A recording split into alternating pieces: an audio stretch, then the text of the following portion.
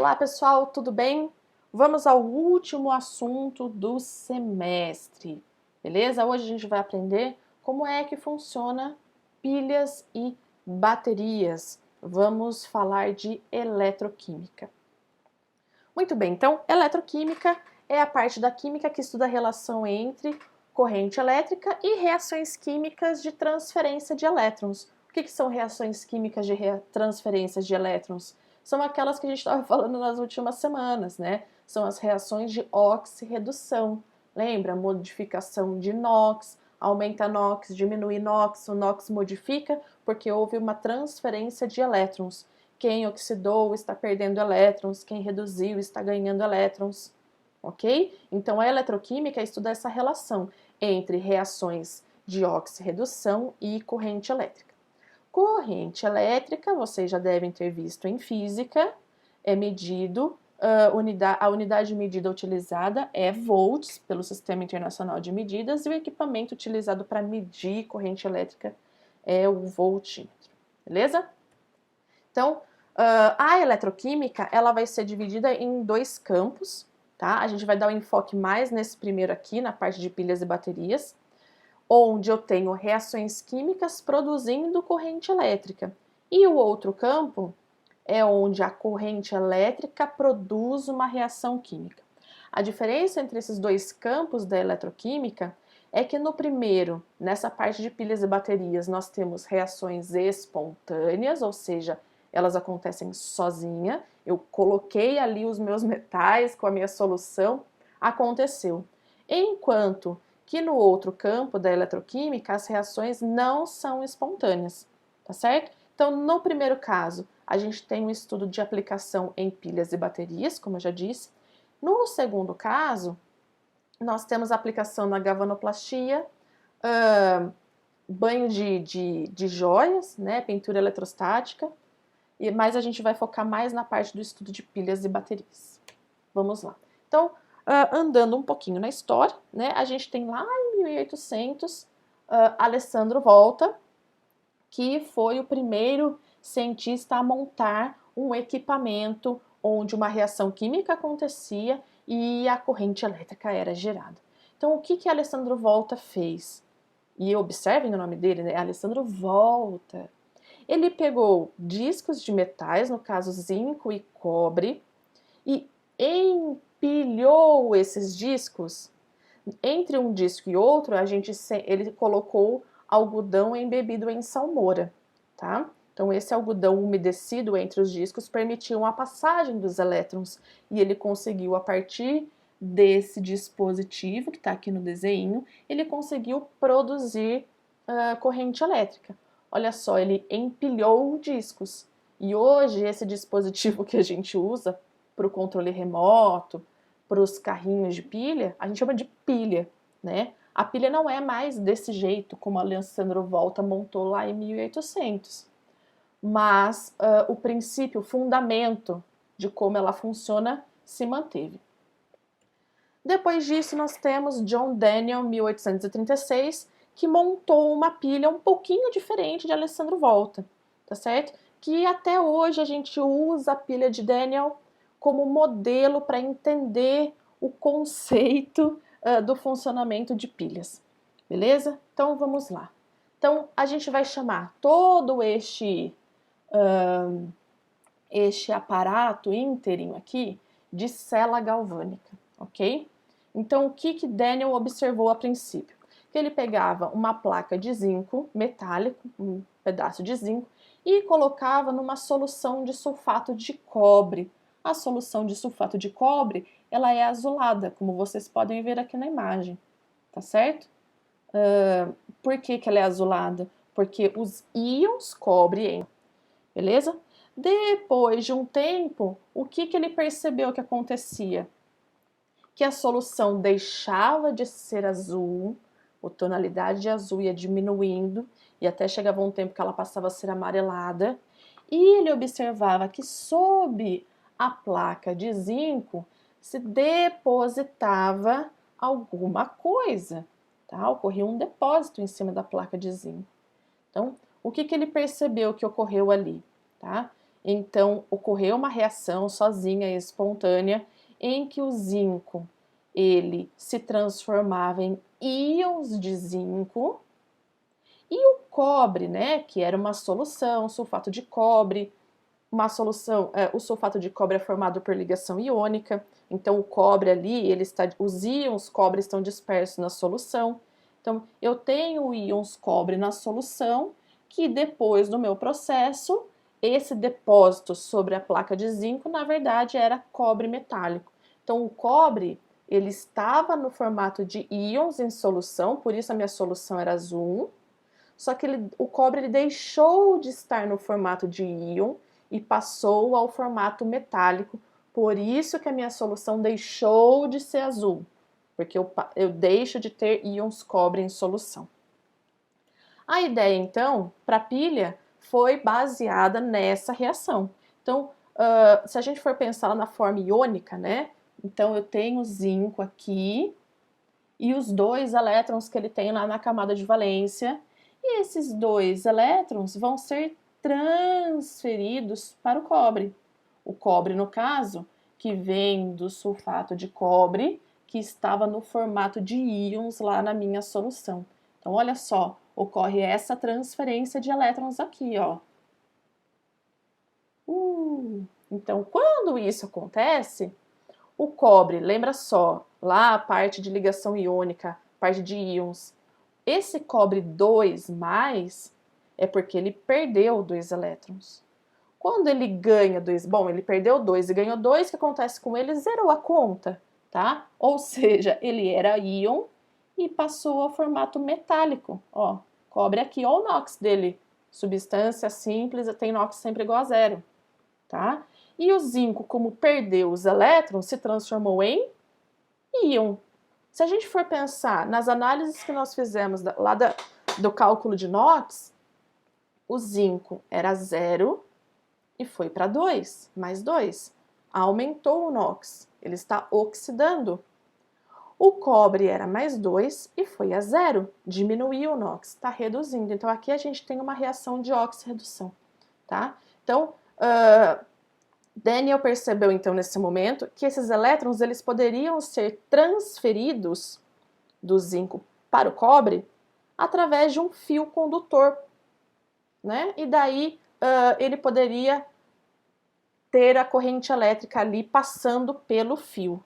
E foi nessa ideia que foi montada a pilha de Daniel, tá certo? Então, a gente tem aqui todo o dispositivo, é a cela galvânica, né?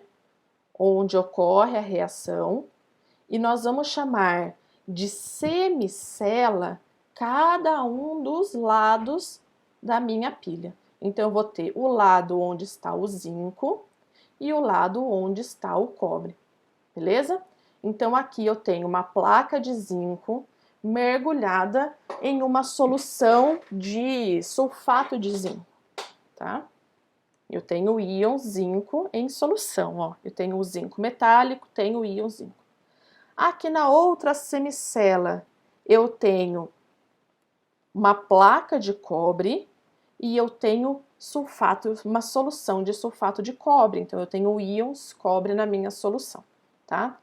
Conforme o tempo vai passando, a reação vai acontecendo. Lembra quem é que oxida, quem é que reduz entre o cobre e o zinco? O zinco tem a tendência de perder os elétrons para o cobre, ok? Então, conforme a reação vai acontecendo, o zinco vai perdendo elétrons e ele vai se desgastando. Por quê? Ó, eu tinha um átomo de zinco aqui, ele perdeu 2 elétrons. Esses 2 elétrons passam pelo meu fio e vai lá na outra semicela, lá no cobre. Bom, era um átomo de zinco, perdeu 2 elétrons, se transformou em um íon zinco e ele vai para a solução. Então, com o tempo, a minha placa de zinco que está oxidando, ela vai perdendo massa, ela vai se desgastando. Lembra do exemplo que eu comentei já com vocês algumas vezes, da questão, quando o portão da minha casa enferruja, ele está oxidando, ele perde massa. É isso aqui, tá certo? Quem oxida perde os elétrons, deixa de ser metal e vira íon e perde massa com o tempo. Já do outro lado, o eletrodo do cobre que está recebendo esses elétrons, então, ó, tá chegando elétrons aqui desse lado. Então, tá chegando elétrons aqui na minha placa de metal. Elétron é negativo, a gente tem aqui o íon que é positivo, atrai, então o íon positivo pega esses elétrons e se transforma em metal, no caso aqui, era íon cobre e se transforma em cobre metálico. E esse eletrodo acaba ganhando massa. É a deposição do metal que vai acontecendo aqui nesse eletrodo, igual a gente viu lá atrás, tá certo? Com o tempo, este lado da solução vai ficando carregado de íon zinco. E deste outro lado, ele vai ficando com cada vez menos íons cobre. Isso é um problema. A gente tem um desbalanceamento da quantidade de íons na solução. E é por isso que a gente tem aqui no meio esse tubo que a gente chama de ponte salina. Lembra, essa ponte salina, ela vai funcionar como o algodão lá do Alessandro Volta, tá certo? Mais ou menos como o algodão. Nessa ponte salina a gente vai ter uma salmoura aqui dentro, tá? Com um sal, uma pasta, uma gelatina com um sal que não vai interferir nessa reação, mas que a ponte salina ela vai ter o papel de uma função de equilibrar a quantidade de íons que nós temos nas duas soluções. Porque se aqui fica muito carregado de positivo, aqui, né, lembra que é sulfato de cobre, né? Se eu não tenho mais o cobre, vai estar cheio de sulfato. Então aqui eu vou estar cheio de íons positivos e aqui cheio de íons negativos, e isso vai fazer com que o elétron não caminhe mais através do fio, porque ele vai sofrer atração e repulsão dos lados da semicela. Então, para que o elétron continue passando pelo fio, ou seja, continue saindo do zinco, continue chegando ao cobre, ou seja, continue formando corrente elétrica, é necessário que a ponte salina mantenha um equilíbrio de íons. Então, na ponte salina, a gente vai ter passagem de íons. Então, aqui, na semicela do zinco, eu vou ter ânions vindo nessa minha solução, e na semicela do cobre, eu vou ter cátions vindo nessa minha solução. Com isso, a quantidade de íons fica equilibrada e a minha pilha funciona normalmente. A minha reação de oxirredução continua a funcionar. Na ponte salina, a gente tem aqui um algodão nessa ponta, ou alguma membrana semipermeável que apenas os íons consigam passar e chegar até a solução. Ok? Então, só voltando aqui um momento. Nós temos, então, a cela galvânica, né, toda a pilha. Do lado do zinco, a gente tem, então, a semicela do zinco, que é onde está ocorrendo a oxidação. E do lado do cobre, a semicela do cobre, onde está ocorrendo a redução. Nós vamos ter uma reação química associada ao lado do zinco e uma reação química associada ao lado do cobre. Então, nós vamos ter uma reação de cada lado, e quando a gente junta essas duas reações, nós vamos ter uma reação global de todo o sistema. Então, como é que vai ser representado?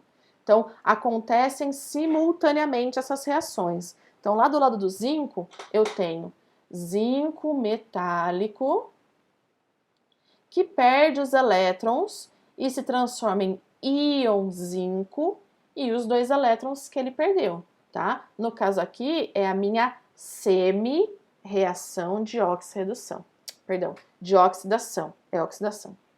Do lado do cobre, eu tenho o íon cobre mais os dois elétrons e vai formar cobre metálico, que é o que deposita lá na minha placa. E essa é a semi-reação de redução.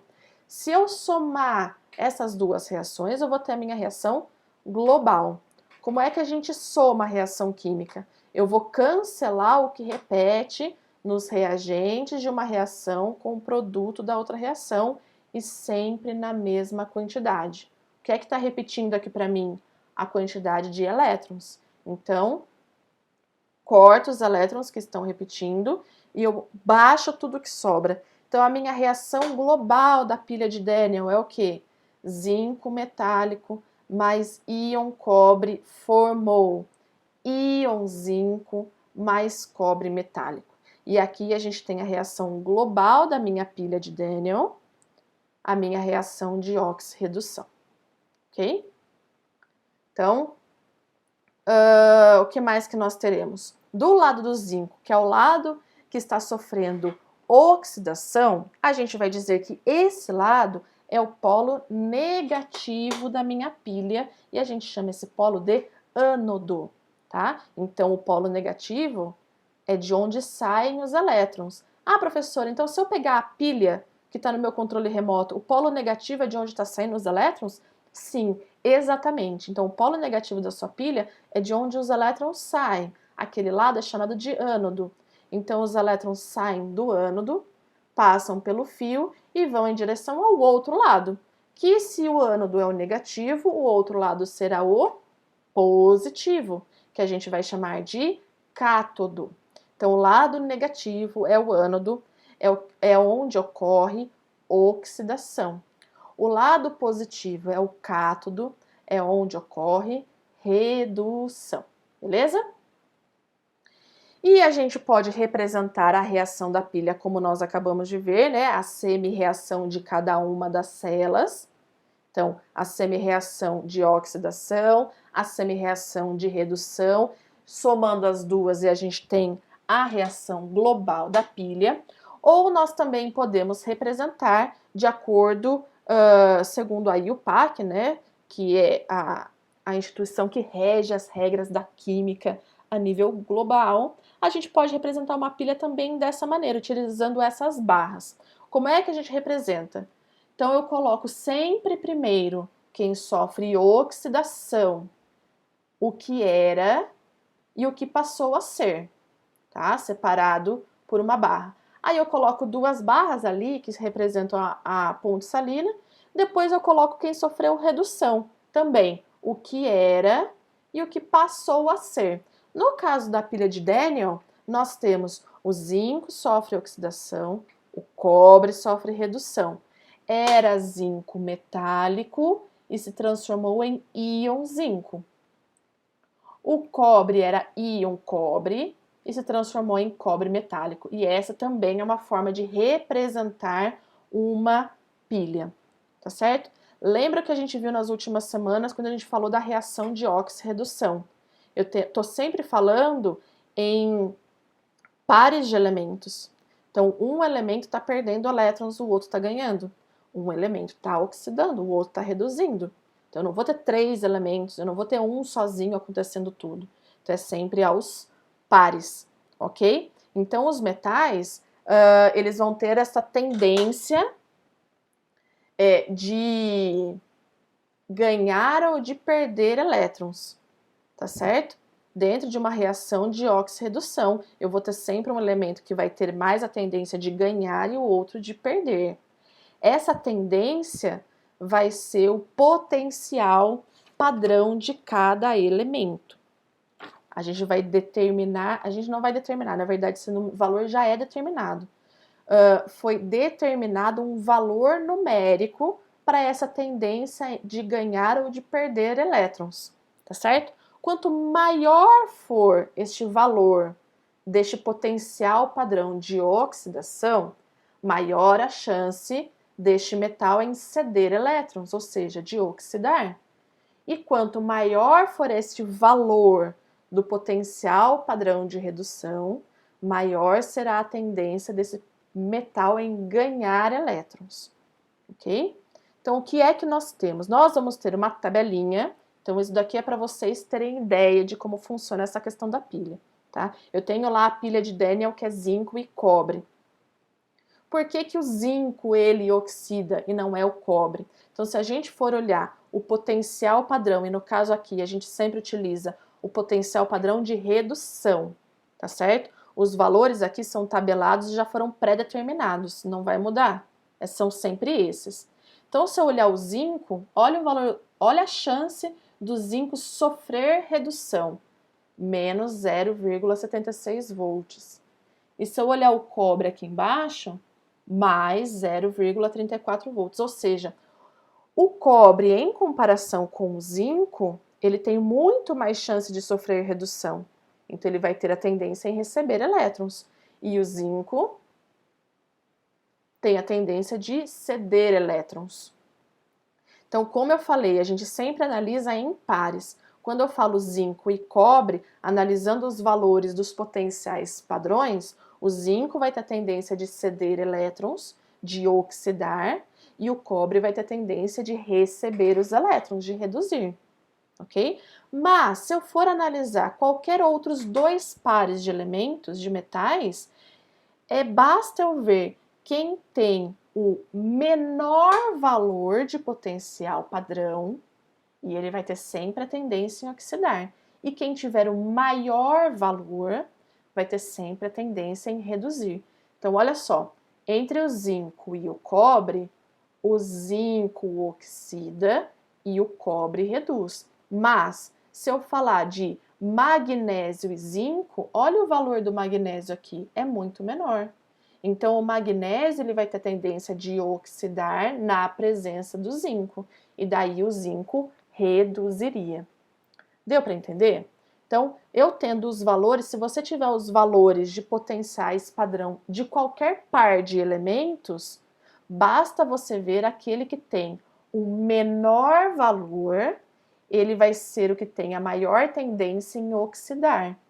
E o que tiver o maior valor vai ter sempre a tendência em reduzir, ok? E é a partir desses valores que a gente consegue determinar a voltagem de uma pilha. Então, se eu tenho, de novo voltando para a pilha de Daniel, se eu tenho lá o zinco, em que o potencial padrão dele é menos 0,76 e o potencial padrão do cobre é mais 0,34, eu achando a diferença entre esses dois valores, eu tenho a minha diferença de potencial, que vai ser a voltagem da minha pilha, que no caso da pilha de Daniel é igual a 1,10 volts, ok? E eu tendo os valores dos potenciais padrões de qualquer pares de metais, eu consigo calcular a diferença de potencial da pilha formada entre eles, ok? A gente fica por aqui. Qualquer dúvida, me escrevam e até a próxima aula para tirarmos as dúvidas dos exercícios, tá certo, pessoal? Muito obrigada e até mais!